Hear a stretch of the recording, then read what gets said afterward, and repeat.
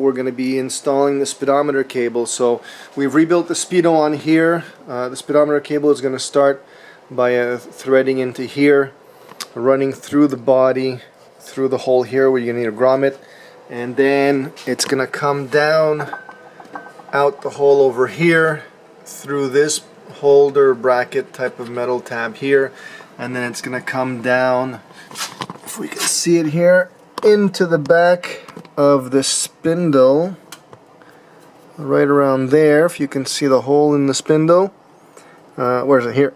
Here's the hole, right there under my finger, and then it's gonna stick out right here. I'm gonna put a C-clip that holds it. So I'll show you that going in.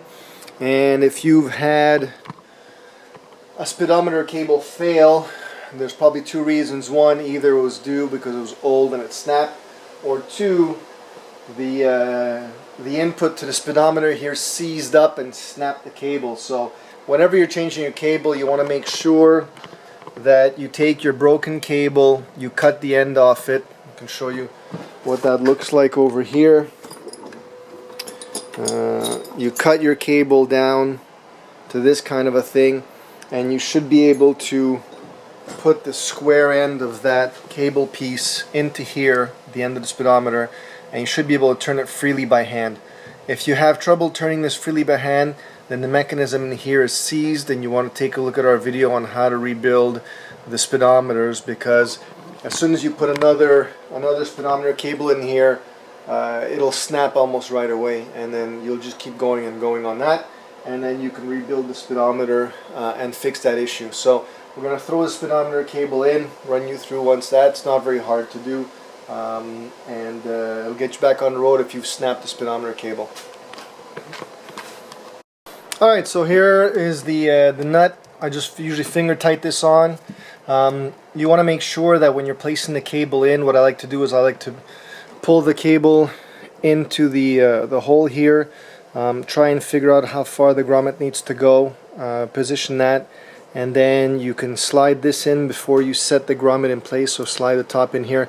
Be careful, because the inner cable, which is like a bicycle cable, brake cable, will want to slide out, and on the end of that cable, on the other end of the cable where this square tip is, there's a tiny washer on the inside. So if that cable falls out, make sure you don't lose the little washer, which is right on the back of this machined square piece. So the next thing, once you've got the cable in through the body, without putting the grommet actually in the body, you can slide it up in here, making sure that the cable doesn't fall out. You can also slide the cable in through the back hole over here, like we said, if you can kind of see that right here, through the hole. And as you're bringing it in, you're going to want to make sure to run it through here. You could unbend this, or I didn't unbend in this case, I just slid the cable through on its way.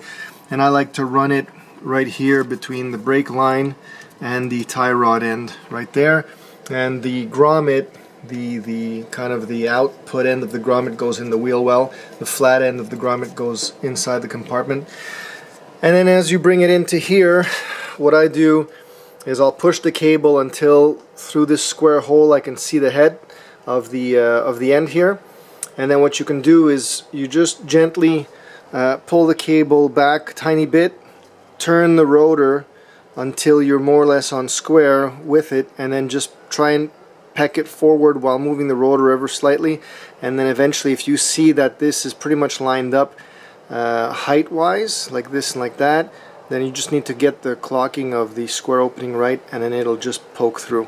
Now if not, like I said, pull the cap off, do it like that. So to finish off, you're gonna need to get some little E-clips. If yours is still good, you can reuse that. If yours is not, then you'd have to order some. If you don't have any E-clips, then you'll see there's a little groove in here where the clip goes.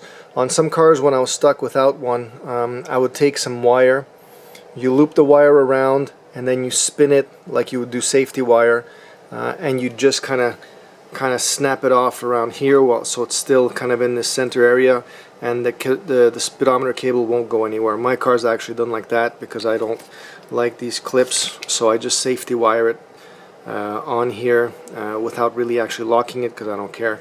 But the wire, the safety wire that's just looped around here and spun on, will hold this in place. So that's an option in case you're stuck. And basically that's the way you would install your speedometer cable. So that's it. I hope this helps you put a new speedometer cable in your car, and I hope it also helps you avoid snapping a new cable if you verify the input of your speedometer. Again, if you have either new or older style speedometer, we have a video on how to rebuild those. Check those out. We'll try and leave them in the link below. And good luck with your project.